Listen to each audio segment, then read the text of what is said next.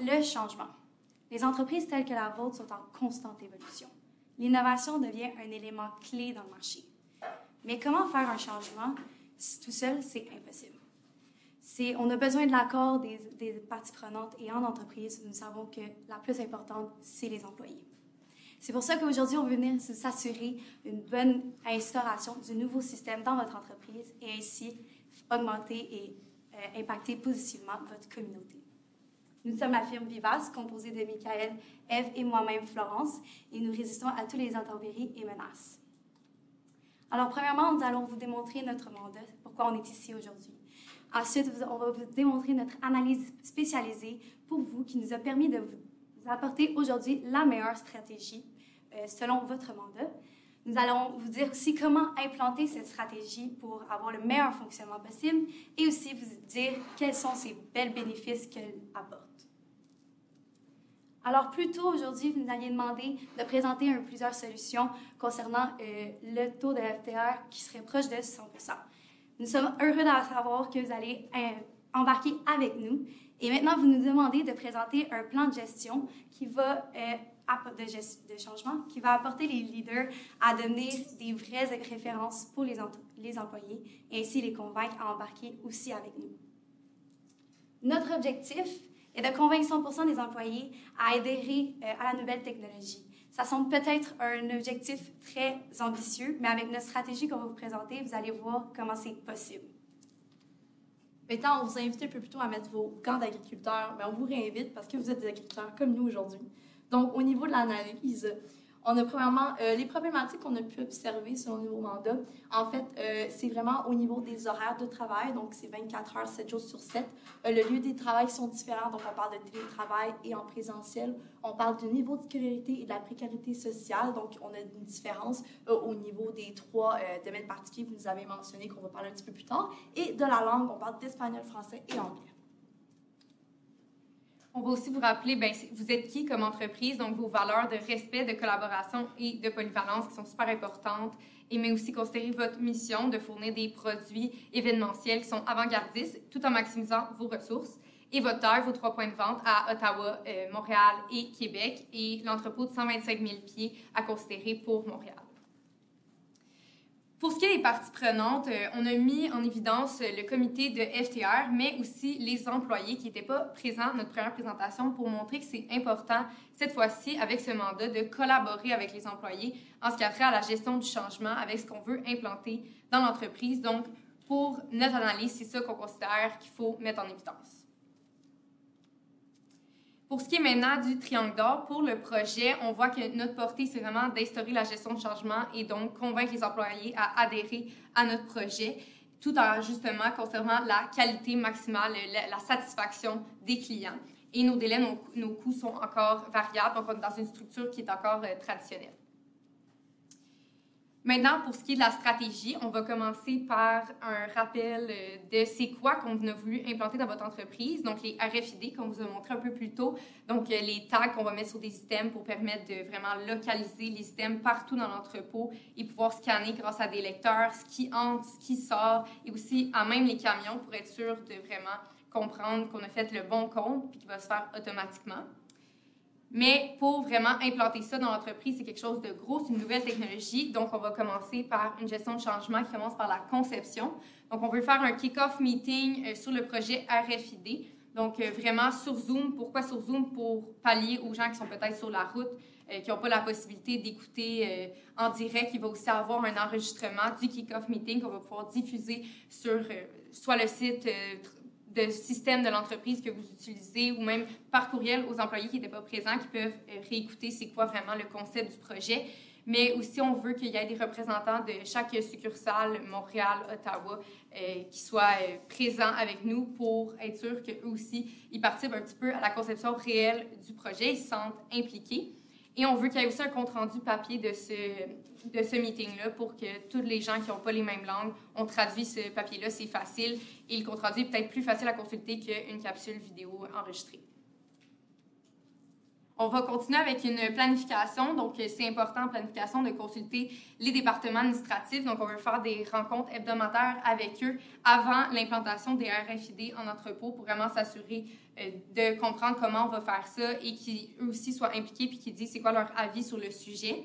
On veut consulter aussi d'autres employés, donc tous les employés en fait. On va proposer de faire un dépôt d'avis et d'inquiétudes des employés en ligne. Donc, on va leur dire, est-ce que vous voulez nous dire c'est quoi vos inquiétudes face au projet? Puis, on va récolter ça. Puis, pour ce qui est des entrepôts, on a pensé aussi mettre une boîte physique de commentaires, avis sur les inquiétudes de la nouvelle technologie parce que peut-être qu'ils sont moins à l'aise avec le virtuel, sont plus en entrepôt physique. Donc, on se dit, les deux méthodes sont possibles pour pallier à tout le monde. Et à la suite de cette récolte d'avis, on veut faire une capsule informative pour répondre à ces inquiétudes, et encore une fois, qui va être diffusée par courriel ou sur le système électronique de votre entreprise pour que les gens soient capables de l'écouter et voir, OK, ben si je t'inquiète de ça, ça va être possible de me rassurer grâce à la capsule. Donc, ils vont avoir vraiment une réponse directe à ces inquiétudes-là. Maintenant, parlons d'exécution. Dans le fond, nous savons que les 3 grands piliers de vos employés, c'est le département administratif, les entrepôts et aussi sur la route. Donc, on voulait vraiment venir faire quelque chose de personnalisé un petit peu pour chaque, pour qu'ils sentent l'importance aussi que de leur avis et aussi de leur implication dans la stratégie qu'on a offert aujourd'hui. Donc, premièrement, pour le département administratif, on veut développer des capsules informatives avec leur aide sur les fonctionnements du RFID et de ses bénéfices. On veut qu'ils aient un petit peu un rôle à jouer là-dedans, qu'ils soient impliqués, qu'ils soient un petit peu au centre du système et de l'idée pour qu'ils sentent une implication, encore une fois, dans le changement. On veut le faire en plusieurs langues parce que nous savons que vos employés sont considérés en 3 langues, le français, l'anglais et l'espagnol. Et c'est important que ces vidéos soient disponibles pour tous vos employés. Donc, on veut les faire dans les 3 langues. Et on veut les mettre disponibles en ligne, encore une fois, selon votre système pour pouvoir les adapter pour aussi eux qui sont en télétravail ou ceux qui sont sur la route et qui doivent le voir plus tard à la maison. Pour ce qui est les entrepôts, on sait qu'ils sont un petit peu plus visuels. Ils veulent savoir exactement comment ça va impacter leur travail de chaque jour. Est-ce que ça fait un grand changement? Est-ce que c'est un petit? Fait qu'on veut faire des démonstrations en présentiel dans les entrepôts à l'aide du fournisseur de la technologie pour qu'ils voient vraiment, OK, c'est quoi que je vais faire aujourd'hui qui va être différent avec la nouvelle technologie qu'on apporte? Est-ce que c'est un grand changement? Est-ce que ça m'inquiète? Encore là, on pourra utiliser les boîtes pour savoir, les sondages pour savoir leurs inquiétudes et développer par la suite. Mais comme ça, aussi des démonstrations en présentiel, ils vont pouvoir poser directement des questions. Ça va les rassurer sur le moment, ce qui est aussi un très bon impact positif. Pour ce qui est sur la route, on sait que eux, leur seul contact dans la journée, c'est souvent le client. C'est d'avoir une conversation avec eux. Eux, ils aiment ça, avoir un sentiment qu'ils font un changement chez le client et qu'ils ont une relation avec le client parce que c'est pas mal le seul qu'ils ont vu qu'ils sont sur la route. Donc, on veut venir développer des sondages sur l'expérience client qui vont eux-mêmes le faire avec les clients. Donc, ça va faire une relation entre les deux. Ça va permettre pour ceux qui sont sur la route, de sentir une importance, qu'ils sont quand même impliqués dans le projet, puis c'est pas parce qu'ils sont pas dans les entrepôts ou qu'ils se font juste des livraisons qui sont mis de côté. Au contraire, on veut les impliquer le plus possible parce que c'est eux nos contacts avec les clients. Donc, en plus, on va pouvoir récolter des données selon la satisfaction des clients. Est-ce qu'ils aiment la nouvelle technologie? Est-ce qu'ils trouvent qu'il y a moins de débris, il y a moins de manque, il y a moins d'oubli? Comme ça fait vraiment un aspect global sur vos offres. Maintenant, au niveau de la clôture, donc on va parler du post-mortem. Donc, on va faire la rencontre avec les 3 départements sur Zoom après l'implantation du RFID, surtout pour recueillir les commentaires. Donc, est-ce qu'on voit dans chacun des départements qu'on a parlé un peu plus tôt, comme la route, l'entrepôt et les administratifs, est-ce qu'ils se perçoivent comme demandés en demande? Est-ce qu'ils perçoivent que chacun de leurs départements a été impacté de manière positive? Et est-ce qu'ils sentent qu'ils ont vraiment un impact dans le projet? Et on va avoir aussi une célébration, donc un courriel de remerciement à tous les employés. C'est vraiment dire qu'ils font un changement, ils ont un impact positif et qu'on les considère sur tout le long de la ligne. Et on va avoir aussi des bénéfices retirés du projet. Donc, savoir est-ce que notre projet a enfin des retombées positives, on va les mesurer et on va pouvoir les célébrer aussi. Pour ce qui est des risques, ça arrive dans tout projet, ça peut arriver. Donc, premièrement, il y a une difficulté d'adaptation qui peut arriver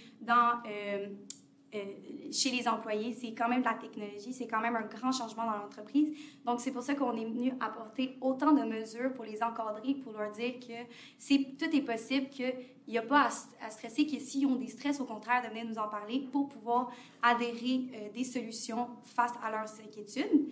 Donc, ça serait de continuer à faire des formations, puis faire des suivis avec eux sur leur expérience, comment ils ont trouvé les formations présentes, est-ce qu'il en manque, et surtout garder la communication avec eux. Bien sûr, les coûts peuvent être un petit peu plus élevés sur le budget qu'on va vous présenter plus tard. Donc, ça l'arrive, mais on a mis une contingence dans le budget pour s'assurer que vous avez un petit coussin face à s'il y a une problématique. Problème technique, bien sûr, c'est beaucoup de logistique. Il y a plusieurs façons qu'il peut y avoir des petits bugs, que ce soit avec les conférences, que ce soit les Zooms, mais on va faire des suivis accrus du système. On va s'assurer que ceux-ci restent à jour et qui sont développés à jour, et aussi communication avec les fournisseurs sur la technologie qu'on va implanter avec votre stratégie pour s'assurer que s'il y a des changements, les employés soient au courant. Pour ce qui est les refus de fournisseurs, on en avait parlé un peu plus tôt, ça se peut que des fournisseurs de la technologie ne veulent pas, mais on pense déjà avoir un deuxième fournisseur en tête. Quand je parle de technologie, c'est le RFID. Ça se peut qu'ils ne veulent pas adhérer à notre projet. Donc, si c'est le cas, on va avoir un deuxième fournisseur en tête va permettre de régler ce problème. Et il peut aussi avoir un risque positif qui est une efficacité sur le projet, mais ceci apporte juste une meilleure portée pour votre projet. Donc maintenant, je vous invite à retrousser vos manches, à prendre une pelle, à creuser un trou et on va planter nos graines de citrouille. On va à l'implantation. Donc, pour le budget maintenant, on voit que le budget, on a gardé probablement à peu près les mêmes tâches. On a rajouté par contre au niveau de la démonstration des capsules vidéo et du sondage. Ça va nous donner un grand budget de 2 660 629,18 $, un gros montant, mais qui donne des énormes retombées aussi par la suite. Dans l'échéancier, bien évidemment, on va aussi considérer la démonstration, les capsules et les sondages. Donc, on va vraiment les mettre plus à la fin de la période du 4e trimestre, surtout parce que l'implantation, c'est long des RFID. Donc, ça va être plus sur le long terme, après avoir justement fait la formation des employés, qu'on va pouvoir mesurer que les employés ont apprécié les changements et vont pouvoir bien s'intégrer. Évidemment, on va faire des évaluations et des contrôles de tout ce qui est par rapport à la formation, démonstration, sondage et capsule pour voir si c'est fonctionnel, si ça a des retombées positives et s'il y a des petites rectifications à faire tout au long du projet.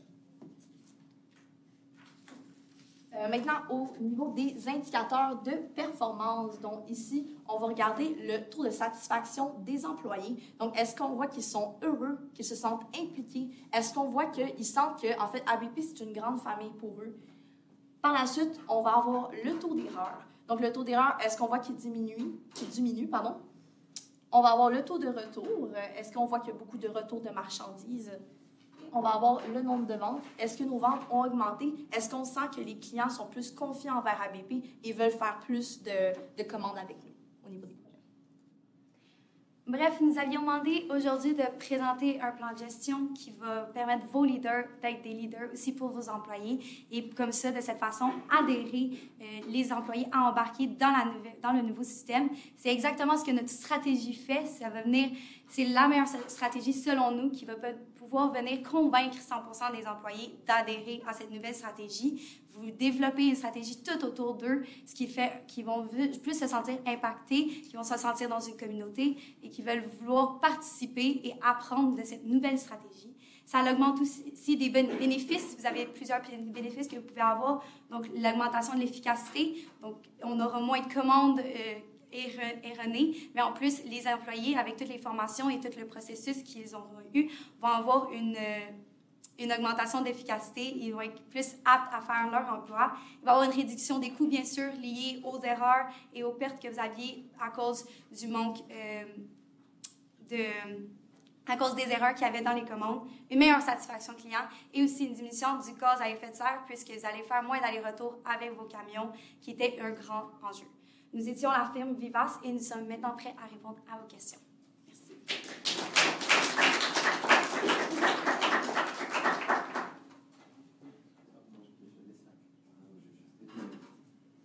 Je peux me lancer là-dessus. J'ai deux questions dans une question. Donc, premier morceau, anticipez-vous des impacts sur les processus opérationnels existants? Et si oui, comment allez-vous gérer le to-be process, en tout cas la cible de ces changements? Oui, en fait, j'ai peut-être passé un peu vite. Merci d'être revenu sur cette question. Au niveau du budget, en fait, on prévoit une contingence d'environ 10 %.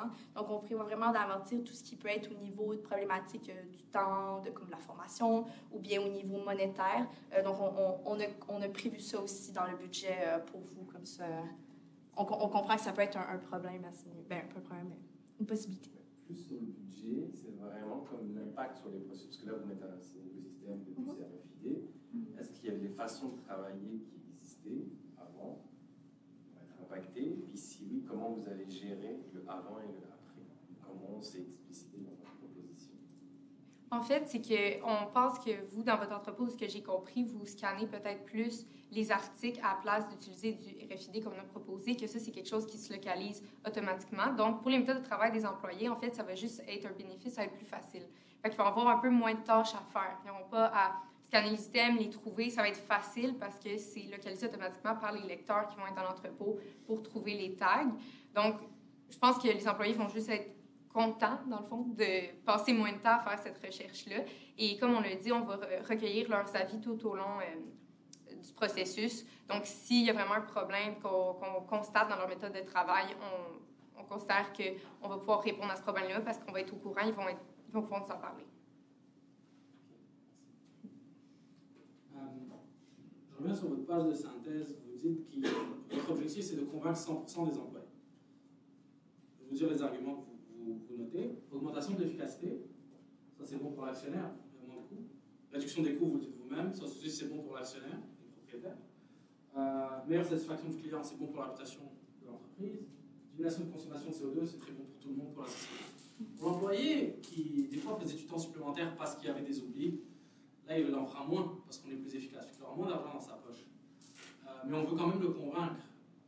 C'est pas un courriel de remerciement qui What's in it for me? Qu'est-ce qui est là? Comment est-ce qu'on va convaincre ces employés-là, à part le fait de leur dire oh la compagnie va bien, on est une grande famille, puis c'est des actionnaires qui prennent l'argent. Comment est-ce qu'on les convainc? Les employés, ils vont être présents à toutes les étapes, dans le fond, du processus. Comme on l'a... désolée, peut-être que c'était pas assez clair, mais merci de revenir là-dessus. Vraiment, à chaque étape du processus, de la conception, de l'exécution, planification, clôture, ils sont là. Donc, c'est un petit plus qu'un courriel. C'est vraiment les impliquer là-dedans, que ce soit en recueillant leurs avis, leurs inquiétudes sur le projet, que ce soit vraiment avec les départements, les consulter, avec des rencontres hebdomadaires pour qu'ils veillent aussi à l'implication du projet, à l'implantation du projet. Donc, c'est pas... ils sont pas comme pas concernés, ils sont concernés. Puis pour ce qui est des bénéfices, on parle de bénéfices de la technologie RFID. Et l'hyper-efficacité, je pense que ça peut aider aussi les employés parce que justement, leur travail va être facilité. Donc, ça va être moins dur pour eux. Leur travail, ça va être juste plus simple. Ils auront moins besoin de se soucier de faire des erreurs puisque la technologie va les aider là-dedans. Si je peux faire du pouce avec ma collègue. Aussi, si votre satisfaction clientèle elle augmente, vous allez avoir plus de contrats. Donc, on ne vient pas essayer de chercher d'enlever de l'emploi aux employés. Au contraire, s'il y a une hyper-efficacité, vous allez avoir plus de contrats, plus de demandes, donc encore plus d'emplois pour eux. Moi, j'avais une petite question. Souvent, dans votre stratégie de gestion du changement, vous avez des rencontres, on recueille les avis, on veut vraiment être à l'écoute de tout le monde. Mais malheureusement, dans une entreprise, je ne peux pas écouter et mettre en place la vie de tout le monde. Comment est-ce que je fais pour gérer le fait qu'une personne ou plusieurs personnes sentent qu'on les écoute, mais qu'on ne fait absolument rien pour mettre en place ou changer un peu leurs opinions parce que je ne peux pas écouter tout le monde? Ben, je pense que ça peut être... si je me souviens, A de ABP, c'est agile. Donc, c'est d'être agile, en fait, selon ce que les employés répondent justement par rapport à leur réticence. C'est peut-être aussi d'essayer de s'adapter le plus possible à les commentaires. Bien évidemment, on ne peut pas plaire à tout le monde, c'est sûr. On voudrait, ça serait le fun. Mais c'est ça, c'est de vraiment faire attention de se dire malgré tout, on vous écoute, on est présent, puis on va vraiment essayer de faciliter l'adaptation de ce nouveau projet qui est en cours avec ABP. Pour le kick-off meeting que vous parlez avant tout ça, environ qui vous pensiez qui va être présent à ce kick-off meeting-là? Puis est-ce que ces gens-là deviennent en quelque sorte des ambassadeurs du projet ou ils font juste être un comité organisationnel de ça, puis c'est tout? On voudrait impliquer des représentants un peu des succursales. Fait que de sélectionner des gens qui seraient volontaires d'être représentants de leur succursale pour assister au kick-off meeting et vraiment, vraiment qu'ils soient au courant de ça va être quoi l'idée du projet. Okay. Puis est-ce que quand ils sont au courant, ils apportent la bonne nouvelle à leur succursale ou ils la gardent pour eux? Non. Des ambassadeurs. Oui, vraiment, ça va être des ambassadeurs un peu du projet parce qu'on veut qu'ils soient aussi impliqués.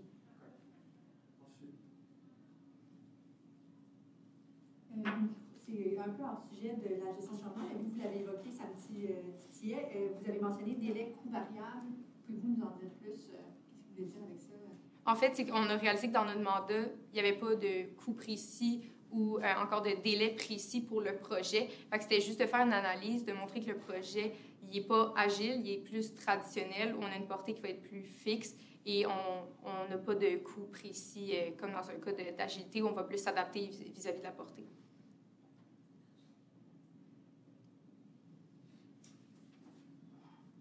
Je regarde encore votre plan de gestion du changement, puis bon, il y a quand même quelques éléments. Moi, je vois beaucoup encore formation. Je pense qu'effectivement, c'est important, c'est un volet technologique. Puis après ça, je vois le party. Qu'est-ce qui se passe entre les deux concrètement dans votre plan de match? À moins que j'ai mal capté, là, mais je voulais voir c'est quoi qui se passait entre le volet formation puis party de la fin. Là, je trouvais qu'il y avait comme un vide entre les deux. Ben, c'était surtout, dans le fond, formation, en effet, au début. Mais par la suite, comme on a parlé, c'était vraiment comme faire, justement, des conférences, que ce soit avec le partenaire et ABP, parce qu'on avait parlé dans notre stratégie ou dans la première présentation, c'est de faire affaire avec un partenaire spécialiste, en fait, en RDI. Excusez-moi. Puis, dans le fond, c'est ça. Donc, faire une formation accompagner puis de faire aussi justement les sondages pour recueillir l'information, les commentaires et puis c'est beaucoup la formation du début, mais c'est aussi tout au long puis on l'offre aussi en ligne pour autant ceux qui sont en télétravail qu'en présentiel. Puis c'est aussi un accompagnement continu de la formation jusqu'au projet. Juste 20 secondes, je pense. Je vais juste faire 2 micro-commentaires. Le qui êtes-vous? Essayez de vraiment utiliser des choses qui appuient votre propos, comme les valeurs, etc. Souvent, on les connaît, nos valeurs, mais dites-le seulement si ça appuie la recommandation qui s'appuie sur la valeur. Puis bravo pour la façon dont vous répondez aux questions, avec humilité. C'est facile d'être sur la pensée, donc merci de répondre. Merci.